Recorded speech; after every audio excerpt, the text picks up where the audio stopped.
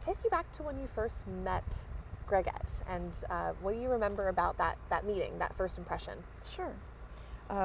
So I met Greggette, I want to say in either late 2020, late 2002 or early 2003, when I was just starting out as a Girl Scout leader. And you don't know what to expect. You don't know what you're getting yourself into. And she was very eager and helped me as a mentor. She stepped in as introducing herself at the leaders meeting. That's when I first met her. It was the first actual leaders meeting that I attended. And so she's the leader in this. She's been in it for a little bit before you met her. Yeah. Could you tell how much of a passion she had for the Girl Scouts? Yeah. So when I met her, I learned a bit that her daughter's Girl Scout troop had a different leader, and she was just kind of like a background person, and I think she was just a parent helper. And then the leader left, and so Greggette didn't want that experience to end for Darylyn, so she stepped up and became that leader. And so she kind of gave me that understanding, that little better perspective of what to expect with my own little troop and how to keep the girls involved and how to keep moving. Would you say you all became fast friends, or was it more of like a work relationship? I'd say it was a little bit of both. She, I could call on her for anything that I needed help with. And she was very giving and loving with her time, and really passionate about, making that Girl Scout experience the best it could be for all of the girls in our service unit. Yeah, and you saw that passion, especially given that she was a mom to a Girl Scout herself. Absolutely. What kind of a friend was she for you? So, again, she was a mentor. She was a person that, here's the best example I have is after I'd been in Scouts for about 5 years as an adult, the person who was running our service unit, the manager, had left.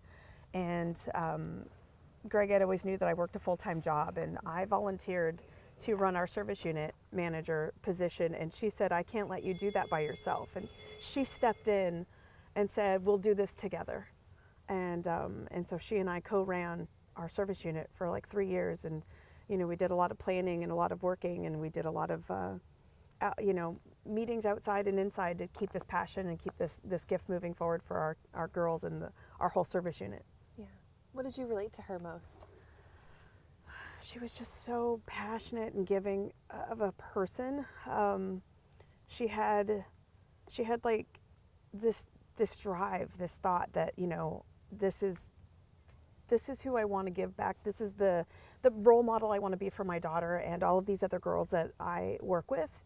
And she really instilled with me that thought process that we're building future leaders. And so you're not doing the job for the girls, you're letting the girls do the jobs themselves, and you're showing them how to get there, and you're guiding that experience. And so Greggette, through her ways and her wisdoms, helped me do that same pathway with my own girls. And her daughter is about, I don't know, I think she's like 6 years older than mine. And so it was very nice to see as the steps kept progressing through. Yeah, that's great. Going to 2012 when this happened, how often were you seeing her? How was she doing before this murder happened? Sure. So we had, her daughter had been graduated out for, I want to say like 3 or 4 years. So it'd been a while. And we would catch up from time to time. And so I actually had, we tried to get to about every 6 months or so, just kind of a quick little catch up, chat, coffee. And I still always reached out every March when cookies came along. Their family, still supported us to buy Girl Scout cookies. And so anyway, I had that weekend before, I actually ran into her at the grocery store, the QFC down the street, and she had just, her daughter had just moved out. They had just done this huge remodel in their house. She had lost all this weight. She was like super excited for the next chapter that her and Dwight, her husband, were were about to head into, and we had made plans to catch back up and have a coffee date, and then a few days later, I get the call from Susan, one of the other gals that we both worked with at Girl Scouts, and learned of what had happened. And it was just shocking, and it was horrible, and it was, I was working from home, and it was, I just shut down. I couldn't believe it. So, just couldn't believe it. Yeah, because, you just saw her. Yeah. And had plans to meet up. Yeah. And then she's gone. Yeah. That's exactly it. I saw her on that Saturday or Friday, and then it was Sunday night. I guess that everything happened, and I learned about it Tuesday morning. And Susan wanted to tell me before I found out through the news. Yeah. So, yeah, it was hard. And knowing the small details about what happened, for her to go out and look at, a storm coming in, like nothing about that night was unusual until, of course, the attack happened. No. No, the only weird thing is, she normally either met up with her dad or she took her dog, and she didn't do either of those things that day. She just went out to she loved nature, and she loved camping, and she loved walking, and she loved the Alki shore, and so it was just, it was just a beautiful day for her to go out and do those things. What has life been like for you without Greggette?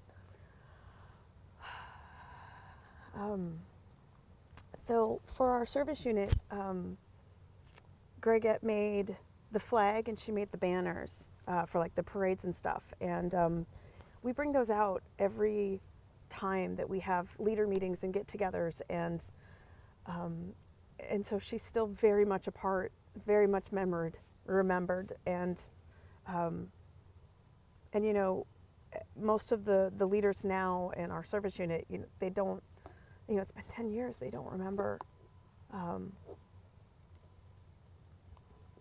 But it's something that we always all talk about whenever, it's just just never lose that giving spirit and that give back. And every time I come to this camp, my daughter and I always make sure to go up to the flag pole, the commemorative plaque for her, and I still keep in touch with Dwight from time to time. It's always a hard conversations, but I still always want to be here for him. Yeah. You were here for the dedication, seeing the totem pole, the flagpole. What was that day like for you? And, can you describe it for me if you can? No. I don't really, again, it's all surreal. It was about a year later before they finally got it all done and put together. At her funeral services, there were 3 charities that they asked, instead of doing flowers or anything else for the family, they just said, please donate to these causes that Greggette was so passionate about. And Girl Scouts obviously was one of them, and so it was that money from her funeral services that was used to build that plaque and that pole and that give. Sorry. It's okay. And so, yeah, it was a lot of people who really cared about her and cared about what she stood for that were there. And I know that Dwight still comes every year on her birthday to come and take photos with it. And it's his way of always giving his remembrance for Greggette. Yeah. Sorry. No, you're good. I didn't touch it. I think Joseph asked a question I want to ask you. I think it's relevant. This is such a unique position to be in, with an unsolved crime. There's not very many of them that touch people's lives, and on the receiving end of knowing someone that was murdered in this way. You said it's surreal. What kind of feelings do you get when you talk about her, when you talk about what happened to her? So the first crazy thought that always pops in my head is it was a day before the 100th anniversary of Girl Scouts. And I know that that was something like all of us that she was looking forward to as being a part of a history. And this isn't the way that we imagined her being a part of that history. And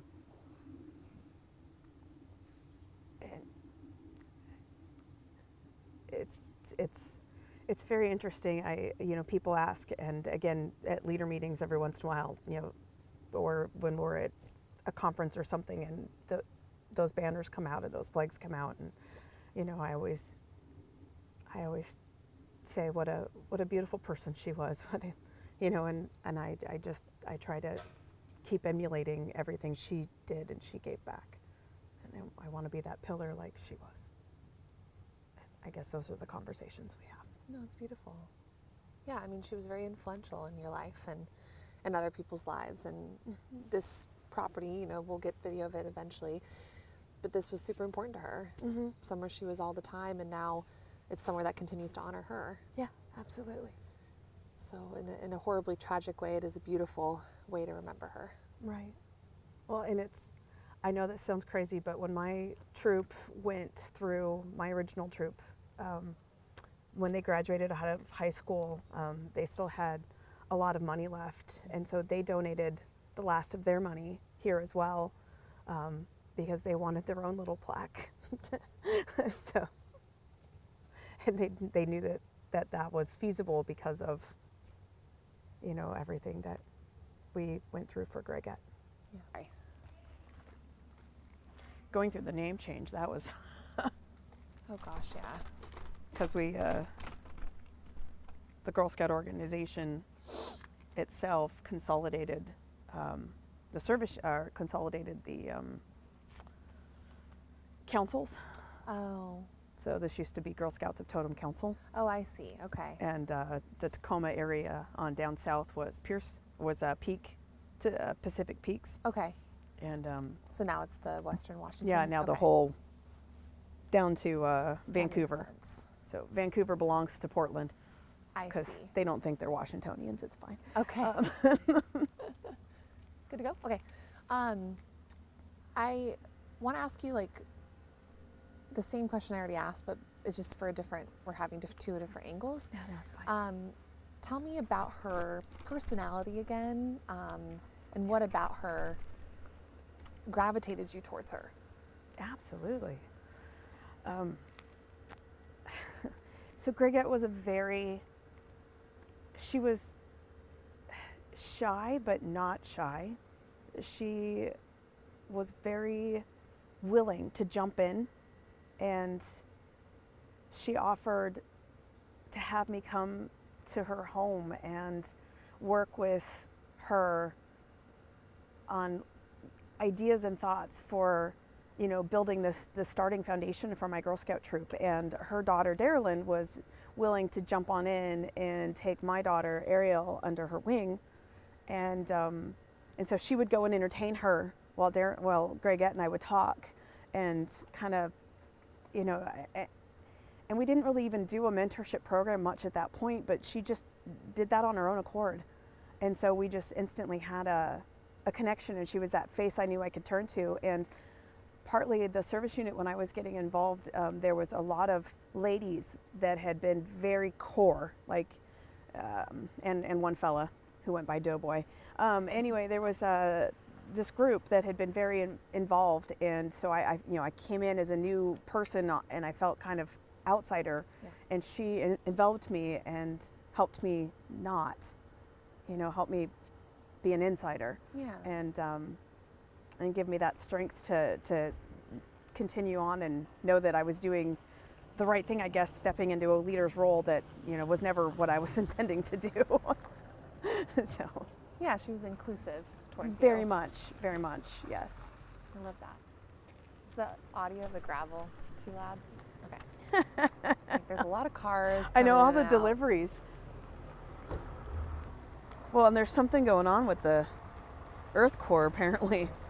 Yeah, I'm not 100% sure. We'll let them go by. Yeah. Local restoration. Oh, I know what's going on.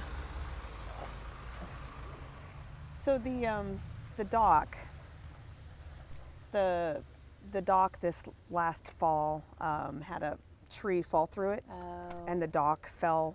Oh, So they're there's no repairing swimming that. dock. Got it. And at the lake, and so yeah, they've been working on. We've been doing a lot of big fundraisings, and this camp will be. There's some stuff projected for here, but Robbinswald is going to be the next big target Gotcha. to repair. Yeah. There's I think this council has 6 total camps that we're keeping. Okay. So anyway, but River Ranch is again the largest one. Yeah. And yeah, tell me why we're here. For you, what does this place mean? And what for Greggette, what does this place mean?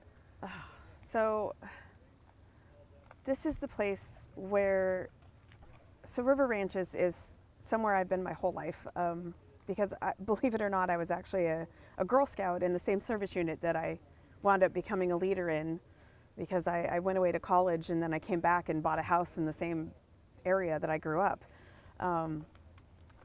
And so I've been coming here since I was, I don't know, 7 or 8 years old, and Greggette was very big on, again, outdoors and doing the nature and doing the camping and the experiences, and so her girls would do, like at the summer camps, Greggette would run the evening programs for the sleepover. We did one sleepover for our summer camp, and Greggette was the one who would step in, and she would run that program piece, so that the girls were entertained throughout the evening, and she was really good at organizing that kind of stuff. So her troop would do a lot of those kind of events and things and encouragements for here at River Ranch, and it encouraged my girls as they got older, like her girls, you know, to do those same events and sponsorships and putting on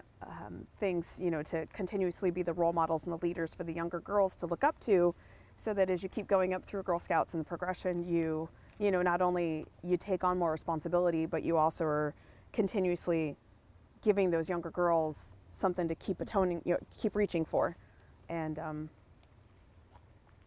I think that's why River Ranch meant so much to all of us. It's very close. It's not, you know, it doesn't take us a long time to get here.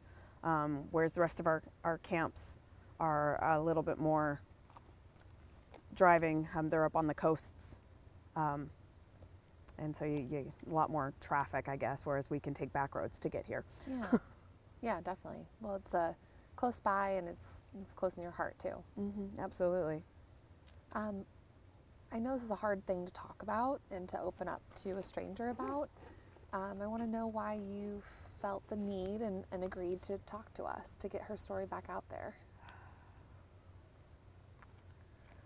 So the year that she was murdered was 2012, and at the time my daughter was in a high school bowling league, and it was a traveling league, and we would go to the West Seattle Bowl, and as you were coming across the bridge and you'd start to go up, there was a big billboard right there, and it was a big billboard of Greggette that said, "Who murdered me?"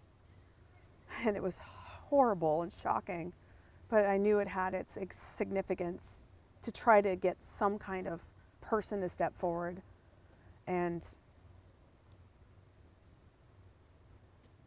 when our current service unit manager asked me and said, "I think that it would be great for you to share her story," and I think I'm the one that worked with her the most of the leaders we have today in our service unit, and I think that's why I'm here.